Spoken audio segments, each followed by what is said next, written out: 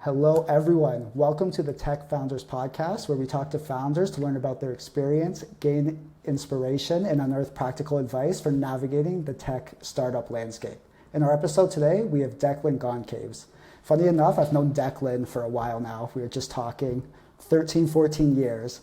We played football, pee-wee football, and then football in high school together. Then since then, he's gone on to live in Silicon Valley and be the founder of many companies. So Declan, welcome to the show. Thanks for having me. Excited to be here. Excited to talk to you, man. So I want to know from the beginning, because obviously we played football together. I didn't really know you got into tech until later on when we left high school. So how did you get into tech, and then how did you decide to take on entrepreneurship? Yeah, so I first got into the systems design engineering program at the University of Waterloo in Canada. And the University of Waterloo is definitely an engineering and computer science focused university.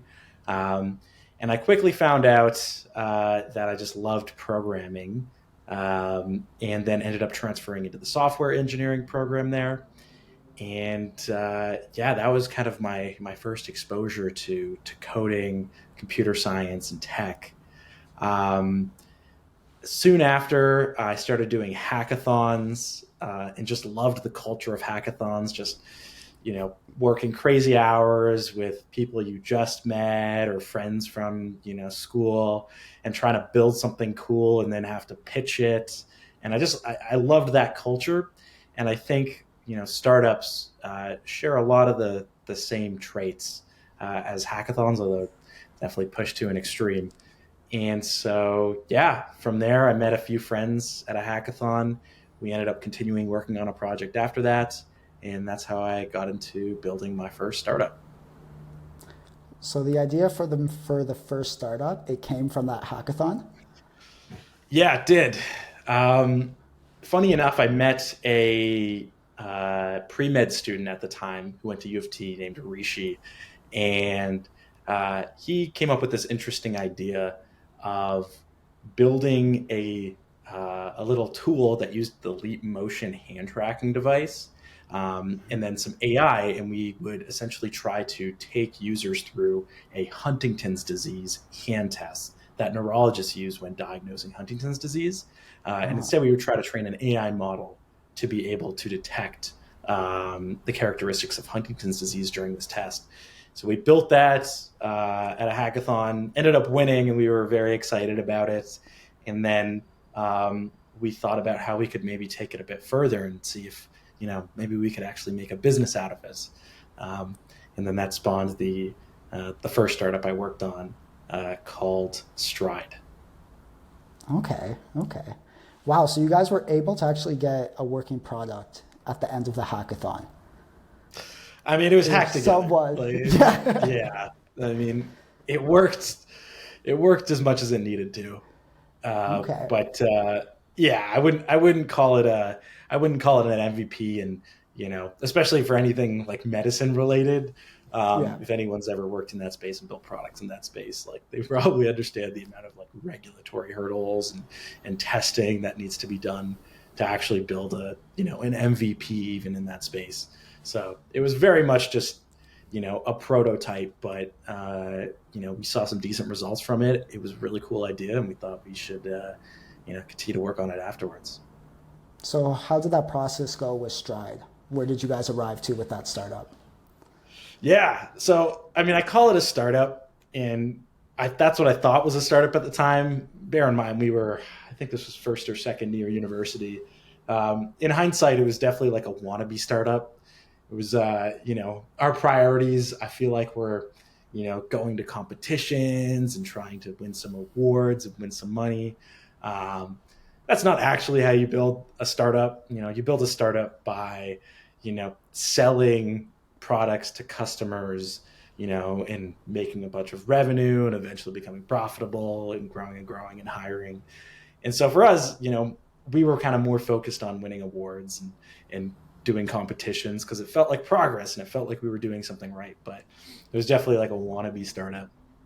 But yeah, we ended up working on it for I think 3 years. did a couple competitions and won. Um, and eventually, though, we just, we weren't getting enough traction. We did end up selling. We pivoted once and ended up, Hmm. instead of using, so we basically took the Huntington's disease hand test, and we Okay. thought, well, how can we try to extrapolate this into a product that can help with the diagnosis of various neurodegenerative diseases like ALS, Huntington's disease, and Parkinson's. Well, neurologists also, when trying to diagnose those diseases, they'll analyze your gait. They'll just have you walk, and they'll try to pick up on certain characteristics of those diseases based on the way you walk. And so we Hmm. thought we could apply similar computer vision technology using like a Microsoft Connect sensor and then some ML algorithms. Uh-huh. And so, yeah, we ended up building once again a prototype of that. Nothing that we could actually like, get doctors to use. There was a lot of hurdles we would need to go through, many of which we weren't even aware of at the time. Hmm. But eventually, we kind of like progress halted there, and we ended up pivoting to a mobile app. This was before like Apple had a lot of their computer vision tech built in, so we had to do a lot of stuff manually. But we built an app where you could record some physiotherapy clinic, Hmm. um, and physiotherapists, they need to actually measure a lot of. They need to measure the progress of a patient as they're, helping them and treating them, because they need to show insurance companies that their treatment is actually having an impact so that they can continue to get reimbursed. So the idea was that we could automate, help them measure a lot of those things using computer vision, and then automatically fill in the forms they needed to fill in for insurance providers. And it's a lot of work. Like, we were students at the time. And I think I went part time at one point to try to make progress, but even then, it's like you're doing like a startup, especially in medicine. Like, I mean, you got to go full time. Yeah. But we ended up, I think we made like $100 like over the span of the whole thing. And we actually went and pitched physiotherapy clinics and got a couple to use it for us and try it out and even pay us. But at the end of the day, it was just too much with like, still being in school. And so we ended up giving it up after 3 years, unfortunately. Well, it seems like a great experience how it started with a hackathon. You guys put together an Mm. idea and then you were able to run with it for years and learn that once you start something, there's things that you don't know, right? And then you could go and Oh, yeah. experience that firsthand, as well as getting the experience with pitching to people and having to pivot and those ideas. So this leads in because when you're building startups, obviously that was your first one, you've done many more afterwards. Can you walk me through the process of how you identify a specific need or problem? And once that's identified, like what motivates you once you've identified it to actually go and start a new venture? Hmm. Well, I think there's multiple ways to do this. For us, I think with the first startup Stride, you know, our validation was the fact that we had won this hackathon, um, Mm-hmm. and that's not actual validation at all, right? That's not market validation. Market validation would be, I mean, for medicine, it's going to be a lot more complicated because there's so many stakeholders that you need to satisfy to get a product to market. But I think in general, you know, what we should have done was actually go find people that could really use this, get their feedback, have them very involved in the design Yeah. of the product, maybe even try to get some money, like find a way, figure out how we would actually be getting paid before going ahead and building all of this out. Because we could build the right product for the neurologist, but at the end of the day, if we're going to be getting paid by insurance companies, then we that can get pretty complicated, in and of itself. And that's like a totally different stakeholder that we would need to satisfy in some way, and might require us going through regulatory hurdles, and just a lot of other stuff. So, um, yeah, what we I don't think we validated the market nearly as much as we should have with the first project. Mm-hmm. The second project I ended up working on, um, we it was actually something that myself and my two co-founders wanted. which was a watch party website. Basically, a site you could go to and watch TV shows with your friends, online. Hmm. Um, Part of Waterloo's engineering program is their co-op system, and so we were going back and forth to like different countries every 4 months, and we wanted something where we could, watch a TV show with our friends from back home. Um, and we had tried some other products out there, some Chrome extensions like Netflix Party, for instance. It just ran into so many issues with the technology, and it was just so frustrating when you would set something up and you couldn't get it to work, and someone couldn't see the video, couldn't hear someone's audio, or it was just like not synchronized. And being software engineers, we believed we had a better solution, which was using essentially like virtual browsers, which is like a single source of truth, and then streaming the video and the audio from that single source of truth to everyone and allowing everyone to control it. Um, and Hmm. so we really wanted it ourselves. While looking for an alternative solution on Reddit, we actually found a lot of other people wanted something like this too. And so we wanted it ourselves. So we knew, okay, we're at least going to have like 3 users. But then actually seeing people on Reddit say, like, we really want this, and some people even saying they'd be willing to pay for it. Um, we thought that was a great signal. And yeah, at that point, we felt like we could get something out pretty quickly, so we didn't need to do too much market validation before we started building. And so we spent 2 weeks, built an MVP, and Hmm. got it out. And pretty much right after launch, we actually had users. We just posted on the subreddits that we saw the people asking for like some alternatives um, to like Netflix Party, and so right off the bat, we got a bunch of users actually. I remember I saw when you guys released that, and that was right around when COVID happened, correct? Mhm. Yeah. Did you guys have a massive influx of users because of COVID?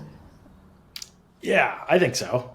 um, Certainly, I think a lot of people were like just unable to hang out. I mean, even me and my friends, we were using it because of COVID, even when we were in the same town, just Yeah. because we couldn't hang out in person. So, yeah, we had a ton of users very quickly. Um, I think we reached like 10,000 monthly active users probably within the week. Um, and then it was just growing word of mouth with like basically no marketing other than the few posts we had on like some subreddits. And so we quickly, like, our users were just growing exponentially at that point. That's awesome. I like how with the first idea that you guys had an idea, but then you realized that perhaps the original person who was going to pay you was somebody else than you had originally thought. So for the Mhm. next idea, it seems like you at least had 3 users, yourself and your friends, but then it was more Mhm. validated on Reddit. Talk to the people who could potentially be paying you. How do you decide at that point when to, or what are you looking for exactly when you want to actually build a product and go from idea to I'm going to create this? Mhm. Yeah, I think it really depends on what you're building, and how long it would take you to get an MVP out, how long it would take you to get paid. Um, for us, we felt like we could get something built, within a couple of weeks, which we did. And so we've like at the end of the day, you're going to learn, I think, the most from actually launching something and Yeah, getting it out. yeah. In saying that, some things could take months to get out. Some things can take years if it's like hardware related or deep tech related. And then, some things can take even longer to get paid for, such as Hmm. like things in medicine. So I think it depends on what you're building. If you can get something out quickly and get paid for that very quickly, then it might make sense to like build it just very quickly because you're going to learn like right away, if people are going to be using it and if people are willing to pay for it. But if it's going to take a lot longer, and potentially require hiring people to help build it, then I think you should be more cautious and try to do a lot more market validation and maybe even close some contracts before you start building, just to validate that you're not going to spend like 4 months building and then someone doesn't actually want to pay for it, which I've seen with some like other co-founders, unfortunately. So I'm taking away from that, these are important questions to answer before you really commit to an idea. It's like, how long will it take? How long could it take to get paid? And try to have a clear idea before you really commit, and maybe understand the amount of time it'll take as well. So, Yeah. So just to add on to that though, like sometimes if you just really want to like build something for yourself, like screw it, build it for yourself. If you're going to be able to like hack it out in like, a couple days or a week, screw it. No, yeah, just get it done. And that could lead to like other opportunities. So yeah, I think yeah, that's just an option. that's a good point. And once you release something, just even this could include side projects, because I'm sure you have numerous side projects that you've launched over the years. Is once you release something and you have it out there, how do you know once that thing you have released is gaining traction and you need to keep going with it? Or how do you decide like, oh, this isn't it and I might have to move on or kill this project? Well, I think, for us, we had like growth off the get go, Okay. and it wasn't slowing down.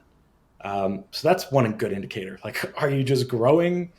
And especially like, are you growing without like any marketing, just like word of mouth? I think that's a good sign to just keep going, like ride it out, see what happens, see if it stalls at some point. Yeah. Um, Another great indicator, I think, is are you getting paid for it? And are you continuing to make money from it? Um, for us, we actually launched on day one. We added like a quick way to get payments for like a premium subscription. Um, and I think that was a great decision. It added like a tiny bit of time to just like our dev time, but um, Hmm. we were quickly able to figure out that people don't just want to use this. Because I mean, sometimes you can build something and people will use it, but you might just be giving it away for free, and like, who doesn't like free things? Um, but when you ask someone for money, that's a great way to actually determine how much they value it. And so we added a paywall, and we actually had people paying us like right off the get go. So that was a great sign as well. And as we grew, more and more people wanted to pay, and so that was just a great indication that we should keep going with it. That's not to say if you don't have growth right away that you should give up on an idea. Um, and in our case, we because we saw people ask for this kind of specific thing on Reddit, we knew Hmm. where our primary marketing channel should be like off the get go, and so we were able to leverage that. Sometimes you have to figure those things out, and those can take time. Um, and obviously, depending on the product, like if it's like a B2B product, B2B SaaS, like you might have to do tons of cold calling. Yeah. Ideally you closed at least like one contract beforehand or agreed to like have one, company demo it beforehand. Um, but so it can take longer in those instances. But yeah, I mean, if money's coming in and that money's going up and new users are signing up and your like overall like active users just keeps going up, like it's a good indication to keep going with it. There's some things down the line you need to look at metric wise, but I think off the get go, like that's a great sign to just keep rolling with it. So users, money, but users can lead into money later on if you guys add Hmm. different payment plans later, I'm sure. Hmm. So with Hyperbeam, I know it started as a way for people to share a browser and watch TV shows together, being in Hmm. separate places. And then I saw that you guys pivoted to, and correct me if I'm wrong here, to an API that other companies can use to have browsers that multiple users can use at the same time. Is that Hmm. correct? Yeah, that's correct. We basically sold the technology we had built to other companies so they can embed it in their own products. Okay. And how did you guys make that decision? What led you to, seems like pivoting from a way for users to watch shows together into an API that companies can use to have that functionality? Hmm. Yeah, so eventually, after maybe a year, and a half of working on Hyperbeam, um, we found that our growth stagnated. And Mm-hmm. we initially thought we would be able to fix it. And we tried a bunch of different ideas. But one of the things that was a big issue was retention.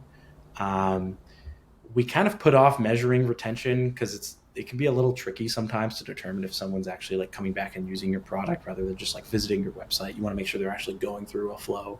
And so we just kind of put it off for it was dumb. It was a mistake. We should have measured that a lot earlier because it would have shown us that that was kind of a fundamental problem with a lot of our users. Um, for some context, our main customer segment that we identified, the ones that were really willing to pay for the product and were our power users, were individuals in long distance relationships. Okay. And so, yeah, and it makes Yeah. sense. The issue is that we realized after talking to a lot of them that after 6 months, they either move in together and they don't need it anymore, or they break up and they don't need it anymore. So that meant there was a fundamental issue with retention after 6 months. And when you're building a consumer product, I mean, when you're building like most types of businesses, but especially like a consumer product, like your retention has to be solid. Mm-hmm. And for us, it just wasn't past like a threshold that would enable us to continue to grow um, aggressively. And so there was that issue. And then secondly, the market just wasn't as big as we had hoped. There were some other competitors in the space too that were eating up parts of it. Um, but even with that, at the end of the day, like we kind of just saturated the market. And I think at best we'd be kind of playing in like a red ocean, trying to eat some of our other customers' users up. But um, Mm-hmm. it just wouldn't lead to anything like exponential growth. And so we realized we had kind of saturated that market. And soon after we got into Y Combinator, and then during Y Combinator, during like the first month, we decided to pivot. We ended up just trying a bunch of ideas and trying to actually close contracts before we had like any products built for all of the ideas because we figured that would be a great way to validate it, right? Like it's one thing to get someone to say, "Oh, I use that." It's another thing to get someone to say, "Okay, here's $10,000 and here's a contract saying I'm going to pay you like $5,000 a month every month for the next year for this product." And so, yeah, we ended up closing a couple contracts like pretty early on, Mm-hmm. and that was for the idea of just selling this tech and having them embedded in the products, and then we just rolled with it from there. So was that pivot, just so I understand, was that influenced by people at Y Combinator? Like, how did you guys realize that people wanted this functionality? Obviously, there was, it's funny how you arrived at that user base. Who was your core user base? It's not something Mhm. I imagine that you wouldn't expect people in long distance relationships. But at what Right. point Yeah. exactly did you realize that this pivot was a potential avenue? Like, how did you guys arrive at that idea? Yeah. Funny enough, it seems intuitive. It's like, hey, we built this cool tech for consumer app. Why don't we just sell it to businesses so they can use it for like other applications? But in reality, it was like we went like full circle with other Yeah. ideas. Um, I mean, we were like closer to making like an online university, I think, than actually doing that idea at one point.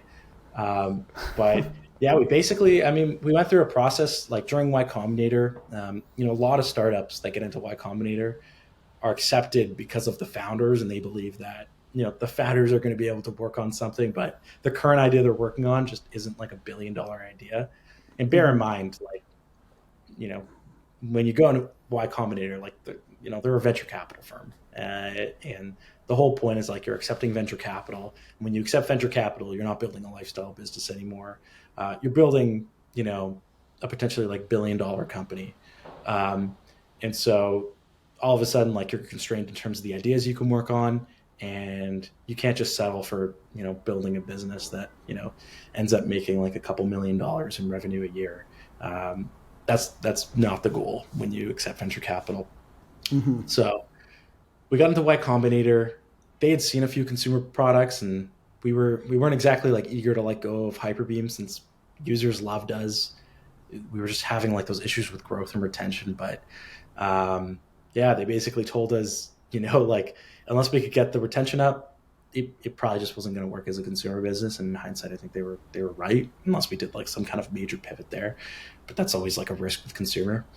Mhm. So we tried that for a bit, just couldn't do it, and then decided, okay, screw it, let's try another idea.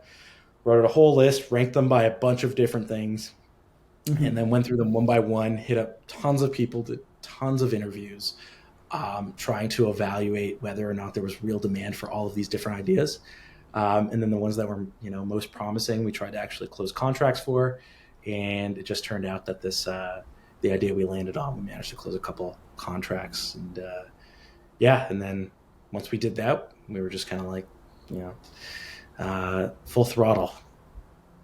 That's awesome. That's awesome. So it was really back to the drawing board with the Yeah, ideas and then definitely. expanding on the lessons that you had learned at your first startup, where you Yeah. wanted to talk to the users and close contracts before Hmm.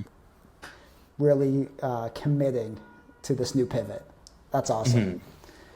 So, what made, because you mentioned to me that you're not currently working with Hyperbeam. Why Hmm. did you decide to move on from the company? Yeah, good question. So fortunately, it wasn't anything crazy.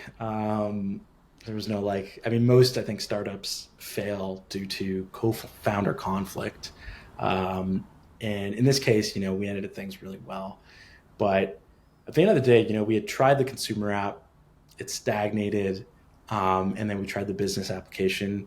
And truth be told, growth was really tough there. We managed to close those Mhm. contracts off the bat, but it just felt like we weren't building like a product that had like a repeatable business model. At the end of the day, it just felt like every customer was a little bit different, and we almost became a little bit of like a dev shop, and every product had to be Mm. like kind of customized for every customer. And so at the end of the day, growth was incredibly difficult there too. Um, and I just figured, we were gonna have to pivot again. And at that point, it had been around 3 years I'd been working on this. I don't think I really, managed to take care of myself in other areas of my life, like physical health, emotional health. Those were things I neglected because I was like, that's stuff to worry about after, you get the $1 billion exit. And I think that was just like a naive approach. Startups take a long time. Startups take 10 years, if everything goes well. And it's Mhm. really hard to, you know, work on something for 10 years, maintain your productivity and your mindset and your health. Um, if you're neglecting exercising, eating healthy, getting proper sleep, maintaining the relationships you care about. And so eventually I burnt out. I burnt out. I knew we were going to have to pivot again. Our growth had slowed, and I also just lost passion too for what we were building. With all that said, I think if I really, really was passionate about like the area we were in, and our mission and what we were, the problems we were solving, I probably could have pushed through it. But truth be told, I wasn't. Not to say they're not important problems to solve, but just for me, they weren't meaningful. And so, without all those pieces together, I just decided the best thing to do was to leave, to kind of get those other, pillars of my life together over the next little while. Um, Try to figure out what ideas and domains are really meaningful to me. Um, and then once I have that together, take a stab at another startup in that domain. I really like what you said when you talked about the how startup a startup can take 10 years if everything goes well. And Mhm. in order to last that amount of time, everything else in your life has to be at a point that you feel comfortable to at a comfortable level that you can maintain it through all those years. That's something I've Mhm. experienced before where it's like go for the gold right now and then you realize like oh I don't have because I've neglected these other parts. It's like oh I can't Mhm. outlast until the point where I can really hit that gold. So I love how you focused on that because I think it's something important. It's something that's easy to neglect as well. Hmm. So I would imagine that's one learning experience that you've taken from Hyperbeam that you're going to continue applying in the future. Are there Hmm. any other experience that you have or learnings that you have from your previous experiences that you're going to bring to your next startup?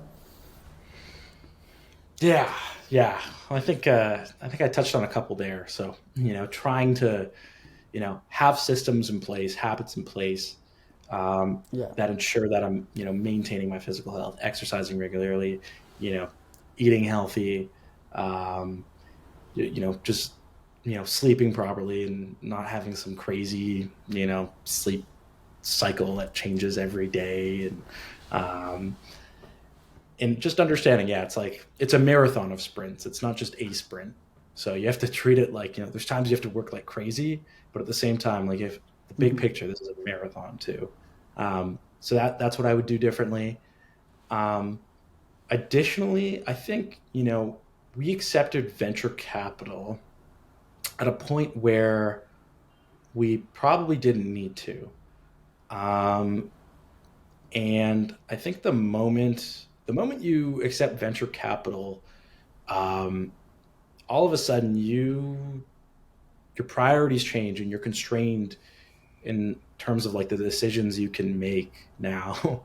um, for instance, like one thing we could have done, and I'm not saying we should have or Mm-hmm. would have, but one thing we could have done with Hyperbeam, for instance, is like we could have gotten to the point where we stagnated in terms of our growth and then just said, hey, you know what we can do, we can just try to make this sustainable. We can try automating a lot of the processes that we're doing right now, um, and then we can just kind of like everyone can get paid passively, and it can just kind of run itself, and all of a sudden we don't Mm. have to worry about paying rent like for the rest of the time that this product is out there. So Yeah, yeah, yeah.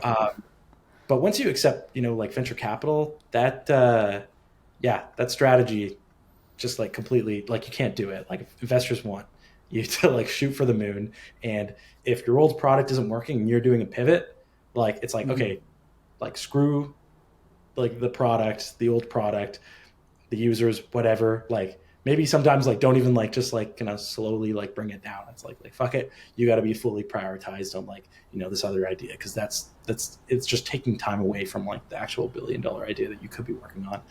And so I'm not saying that would have been like a better scenario or would have had a better outcome or anything, but you just got to be aware of that. Like when you take venture capital, um, yeah, like your investors all of a sudden like they have a say, and um, and so like I think with my next startup, I'm only going to take venture capital when I feel like it actually makes a lot of sense for the company.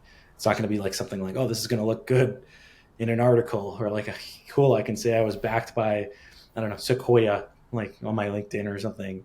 This is going to validate the Mm-hmm. business.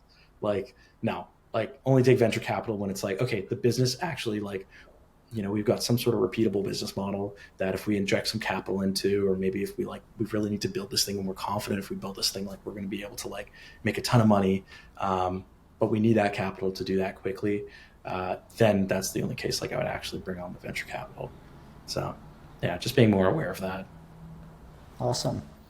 Through all your experiences, are there any kind of blanket lessons or valuable lessons that you've learned on this journey? Just a very high, like a high level lesson. A high level lesson.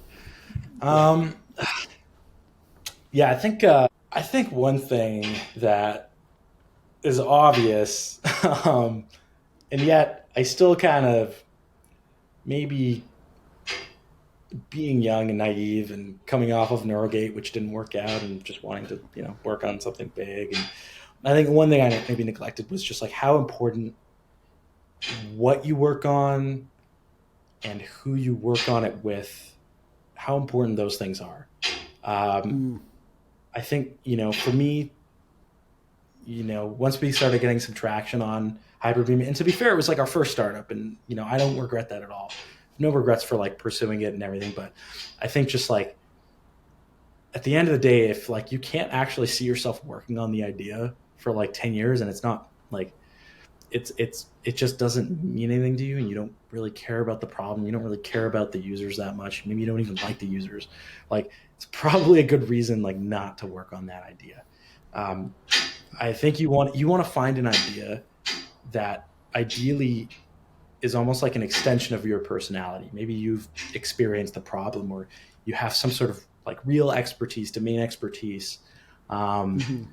or you just like think is like a super important problem to solve, and you like it doesn't even matter if like you're going to be a massive success. Like you just care about it so much that you're willing to take the risk to solve it.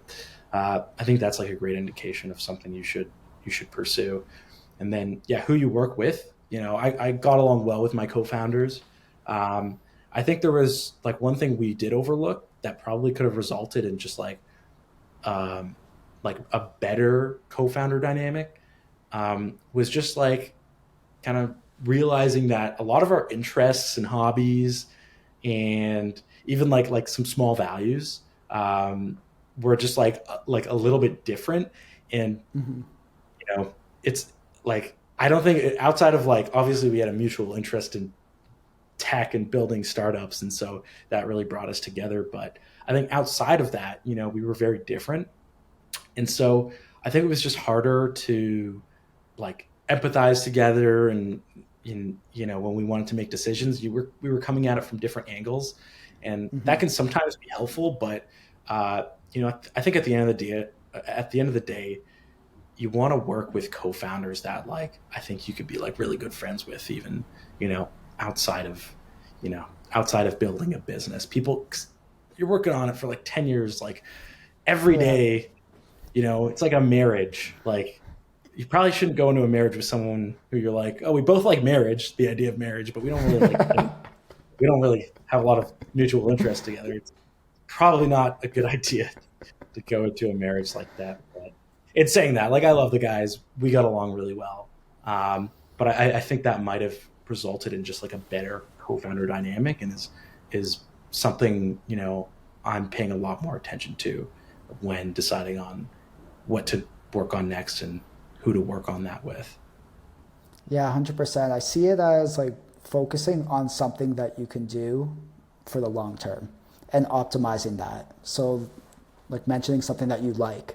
If you like it, you're going to be probably doing it anyways or invested in that community or talking to those people anyways.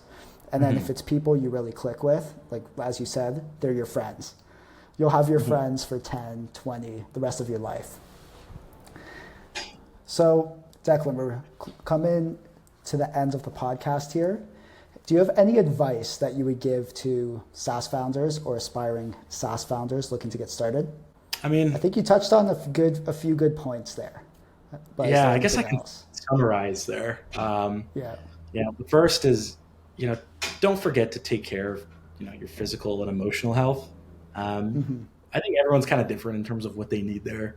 Um, but just make sure, that you're not completely neglecting it, because everyone needs like some sort of maintenance, some sort of habits that help them with that. Yeah. No one can run on zero sleep and never exercise and just eat French fries all day. Just realize that it's something that is you can easily build into some habits, and that can really benefit you in the long term. So don't neglect that. Don't feel like you can just like get away with living a super unhealthy lifestyle for the entire duration of the startup and then just get it together at the end. Your productivity is going to suffer, and you may even burn out. At the end of the day, it's a marathon. So I think that's important. And then, also, choose an idea. I mean, I don't think this applies in all cases. There's so many exceptions when it comes to entrepreneurship, but I think a lot of great startups are founded by, people who, just are either like super interested in that area, or like the startup is almost like an extension of their own personality. Yeah. I think those people probably, just get a lot more, fun out of building what they're building. And, they become, like real experts at building that thing because they're just passionate about it naturally. So I think, yeah, choose an idea that you're like, that's maybe not even just like hot right now. There's always a trend going on in tech. AI obviously is like really sick right now. I think that's promising, but that's, for another podcast. But, don't just Yeah. hop on the bandwagon because it's hot. Like, build something that's going to be relevant 10 years from now. And, the best way to do that is to, you know, just choose something that you really care about, and that you would Hmm. have no problem on for 10 years, whether or not it's a success. That's awesome. Declan, I really appreciate you coming on the podcast, man. If somebody wants to find you online, if somebody wants to send you a message, ask you a question, where can they find you? Yeah, you could find me on LinkedIn. Um, yeah, that's probably the best way to do it. So feel free to connect. Send me a message, and I'll try to get back to you. All right, I'll add a link to your LinkedIn in the show notes. Thank you, Declan. All right, Marcus, great catching up.